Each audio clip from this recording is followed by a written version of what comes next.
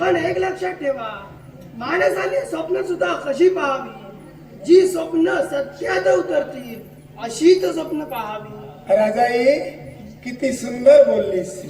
अगं स्वप्न म्हणजे का? निद्रा अवस्थेत मनुष्य प्राणी गेल्याच्या नंतर त्याच्यावर तमोगुणाचं आवरण असतं. हे तमोगुणाचं आवरण दूर होऊन त्यावर रजोगुणाची प्रवृत्ती होते. या अवस्थेला स्वप्न असं म्हणतात. अगं स्वप्नाचे 7 प्रकार आहेत, 7 प्रकार. त्याच्यापैकी फक्त भाविक स्वप्न आणि दोषक स्वप्न ही 2च खरी ठरतात. बाकीच्याचं काही खरं नाही. आपण बोलता बोलता सहजच बोलून गेलात की स्वप्नांचे प्रकार 7. मग ऐका, दृश्यम स्वप्न, श्रुतम स्वप्न, अनुभूतम स्वप्न, प्रारथित स्वप्न, कल्पित स्वप्न, भाविक स्वप्न आणि शेवटचा प्रकार म्हणजे दोष स्वप्न.